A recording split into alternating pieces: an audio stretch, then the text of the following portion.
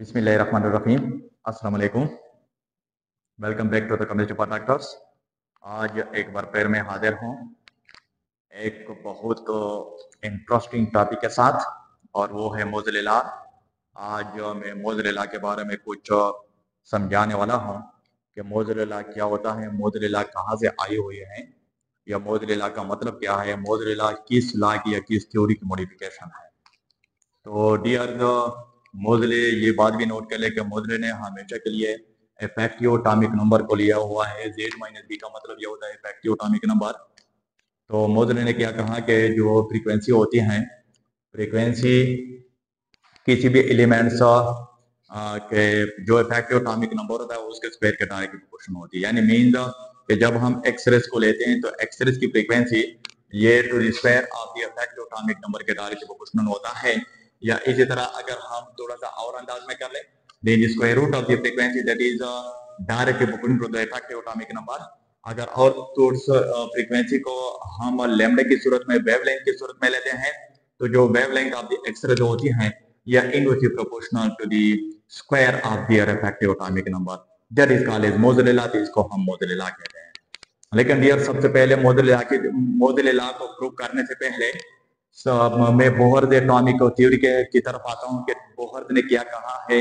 Bohr's का जो नजरिया था वो क्या था।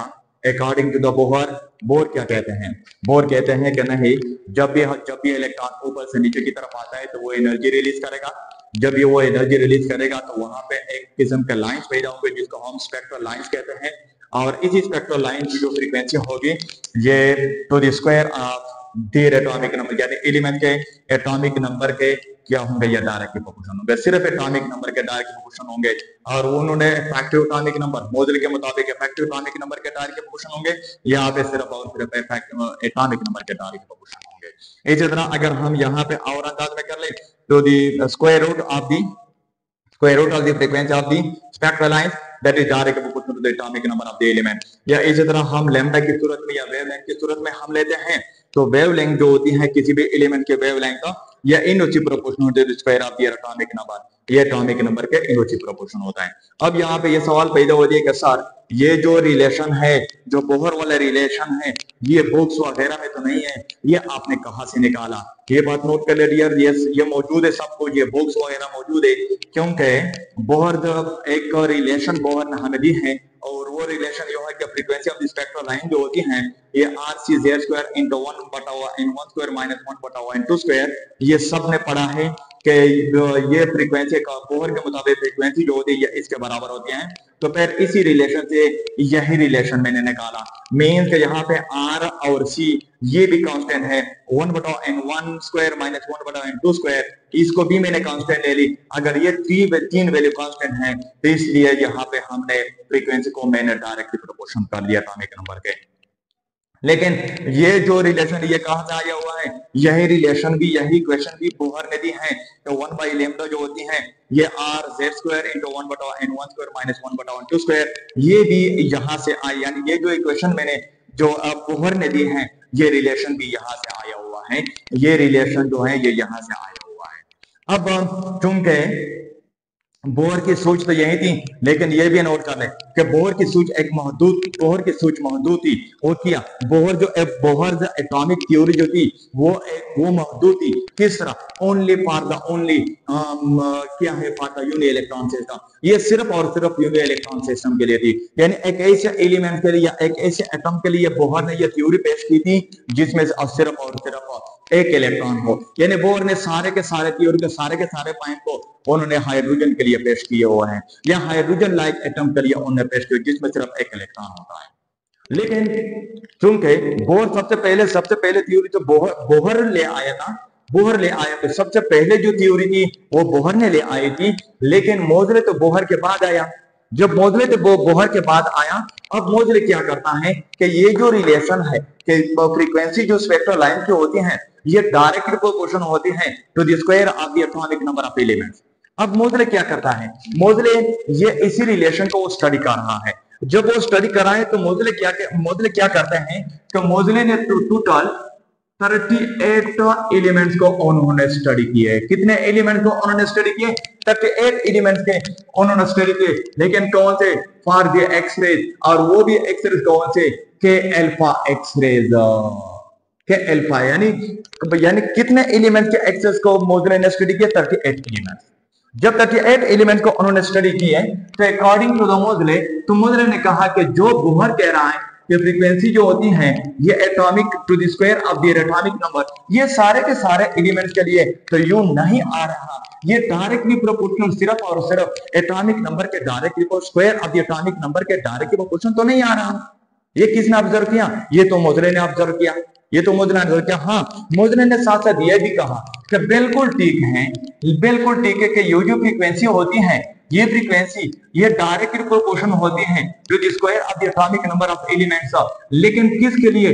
Only for the uni electron system. ये सिर्फ और सिर्फ ऐसे सिस्टम के लिए, ऐसे एटम के लिए है जिसमें सिर्फ और सिर्फ एक इलेक्ट्रॉन हो, just like an mean hydrogen के लिए है। ये हाइड्रोजन के लिए है। क्या वजह क्या है? क्योंकि उस वक्त वो हाइड्रोजन को स्टडी कर रहे थे। हाइड्रोजन में तो एक से ज्यादा इलेक्ट्रॉन नहीं थे। जब एक से ज्यादा इलेक्ट्रॉन नहीं थे तो इट मीन तो वहां पे स्क्रीनिंग इफेक्ट या शील्डिंग इफेक्ट जो हो रहा है, वो शील्डिंग इफेक्ट के बारे में बोहर को कुछ पता नहीं था कि व्हाट इज शील्डिंग इफेक्ट है, व्हाट इज स्क्रीनिंग इफेक्ट। लेकिन जब मोज़ले आया और उन्होंने 38 एलिमेंट्स को 38 एलिमेंट्स को स्टडी किए, तो जब 38 एलिमेंट्स को स्टडी किए तो मोज़ले को स्क्रीनिंग इफेक्ट सामने आया। क्या आया? स्क्रीनिंग इफेक्ट सामने आया। जब स्क्रीनिंग इफेक्ट सामने आया तो मोज़ले ने कहा कि जब हम ऐसे एलिमेंट की तरफ जाते हैं, जब हम एक्सरेज को स्टडी कर रहे हैं सच एलिमेंट्स के लिए जिसमें एक से ज्यादा इलेक्ट्रॉन हो, तो वहां पे जो फ्रीक्वेंसी होती है ये फ्रीक्वेंसी डायरेक्टली प्रोपोर्शनल होती है to the effective atomic number. ये इफेक्टिव एटॉमिक नंबर के डायरेक्टली प्रोपोर्शनल होती है square of the effective atomic number. ये सिर्फ और सिर्फ एटॉमिक नंबर के डायरेक्टली प्रोपोर्शनल नहीं होता, बल्कि इफेक्टिव एटॉमिक नंबर के डायरेक्टली प्रोपोर्शनल होता है। इफेक्टिव एटॉमिक नंबर का मतलब यह होता है कि जहां पे b r screening effect take place, जहां पे स्क्रीनिंग इफेक्ट जहां पे किया हो, जहां पे स्क्रीनिंग इफेक्ट हो रहा हो, जहां पे shielding effect. Effective atomic number का मतलब यह होता है कि जहां पे शील्डिंग इफेक्ट। तो मोज़ले ने ये कहा, जो मोज़ले ने कहा तो इसी इफेक्टिव एटॉमिक नंबर को उन्होंने, इसी रिलेशन को उन्होंने किस तरह इंडिकेट कर दी, किस तरह रिप्रेजेंट कर दी? तो उन्होंने कहा कि जो फ्रीक्वेंसी होती है that is directly proportional to the z minus b whole square.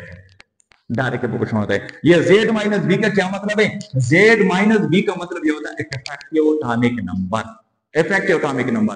और यहाँ पे यानी z माइनस b का मतलब यह होता है इफेक्टिव एटॉमिक नंबर, और b का मतलब यह होता है डियर दैट b का मतलब यह होता है कि स्क्रीनिंग कांस्टेंट। इसी को हम कहते हैं स्क्रीनिंग कांस्टेंट। इसको हम क्या कहते हैं? स्क्रीनिंग कांस्टेंट कहते हैं। तो सो दैट इज, यानी मींस मेरा मतलब यह है कि मोज़ले ने मॉडिफिकेशन कर दी। किस में मॉडिफिकेशन कर दी? इन द बोहर्स रिलेशन में। बोहर्स रिलेशन में कर दी कि जो फ्रीक्वेंसी होती है जब हम एलिमेंट्स, ऐसे एलिमेंट को लेते हैं जिसमें एक से ज्यादा इलेक्ट्रॉन हो, तो एक से ज्यादा इलेक्ट्रॉन की सूरत में फ्रीक्वेंसी जो होती है एक्सरेज की, ये डायरेक्ट प्रोपोर्शनल होती है to the effective atomic number के। ये इफेक्टिव एटॉमिक नंबर के डायरेक्ट प्रोपोर्शनल होती है, क्योंकि वहां पे शील्डिंग इफेक्ट होता है, शील्डिंग इफेक्ट होता है। तो दूसरी बात यह होती है कि अब ये जो रिलेशन है ये आया किस तरह है?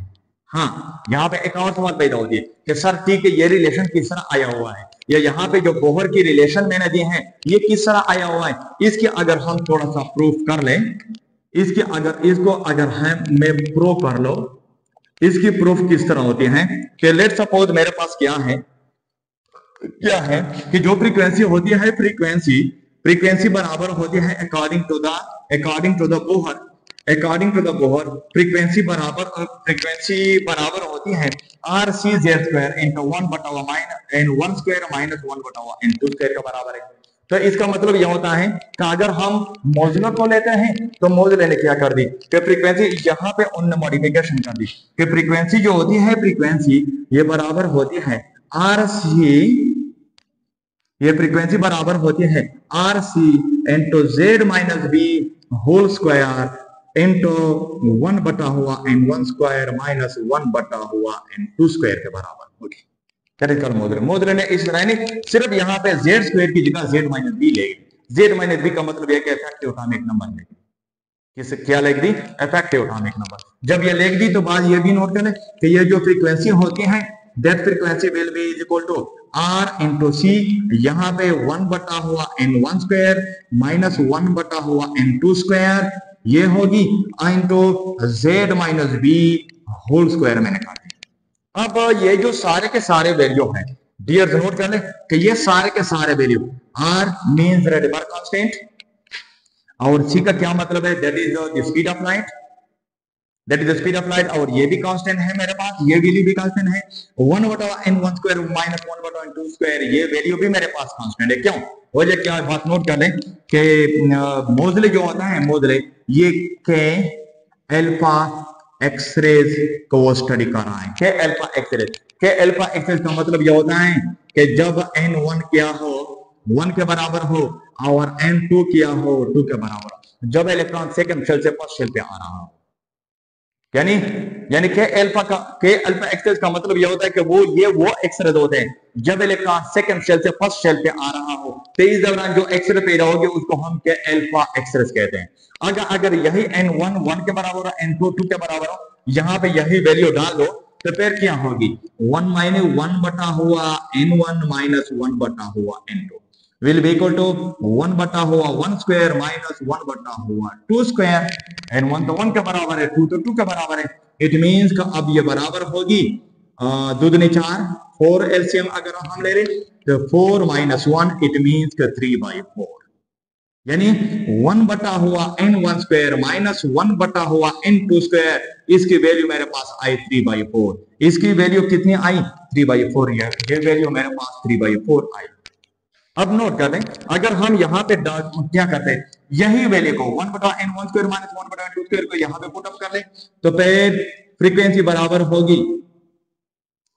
बराबर होगी R C into 3/4 into Z minus B whole square. अब ये वैल्यू मेरे पास Rydberg constant speed of light 3/4 that is also the constant value. इसकी जगह हम एक ही कांस्टेंट लिखते हैं। अगर हम एक ही कांस्टेंट लिखते हैं तो फ्रीक्वेंसी जो होगी ये क्या होगी इंटू फ्रीक्वेंसी बराबर ए इंटू जेड माइनस बी, ये कांस्टेंट है। और ए का क्या मतलब है? ए का मतलब ये होता है प्रोपोर्शनैलिटी कांस्टेंट, प्रोपोर्शनैलिटी कांस्टेंट, और इसी को हम प्रोपोर्शनैलिटी कांस्टेंट कहते हैं। अगर हम इसी प्रोपोर्शनैलिटी कांस्टेंट को क्या कर लें निकालें तो फिर फ्रीक्वेंसी जो होगी that is directly proportional to the Z minus B whole square. ये Z minus B whole square का मतलब क्या होगी ये डायरेक्टली प्रोपोर्शनल होगी। सो ये बात साबित होगी कि जो मोजले कह रहा है कि फ्रीक्वेंसी जो होती है ये इफेक्टिव एटॉमिक नंबर के क्या है डायरेक्टली प्रोपोर्शनल है। अब यहाँ पे ये सवाल पैदा कि सर 3/4 आपने कहां से ले ली? 3/4 यहाँ पे मैंने के अल्फा एक्सरेज की ले ली। क्यों? क्योंकि मोजले सिर्फ और सिर्फ के अल्फा एक्सरेज को वो स्टडी कर रहा था। के अल्फा एक्सरेज को, के अल्फा का मतलब है कि जब इलेक्ट्रॉन सेकंड शेल से फर्स्ट शेल पे आ रहा था, तो इसी को हम क्या कहते हैं दैट इज कॉल्ड एज मोजले लॉ। इसी को हम मोजले लॉ कहते हैं। एंड सो इट मींस कि ये जो मोजले लॉ है यहाँ पे जो मोजले लॉ है that is the modification of the Bohr atomic theory. ये बोहर एटॉमिक थ्योरी में बोहर जो रिलेशन उन्होंने दी है for the frequency with atomic number के साथ उन्होंने सिर्फ क्या कर दी तो उन्होंने इसको मॉडिफाई किया। नेक्स्ट जो पार्ट होगी मोजले के बारे में का बोहर एटॉमिक थ्योरी यानी बोहर में और मोजले ने क्या कर दी उन्होंने इंशाल्लाह नेक्स्ट पार्ट में मैं उसको क्लियर करूंगा। ओके, थैंक यू मेहरबानी।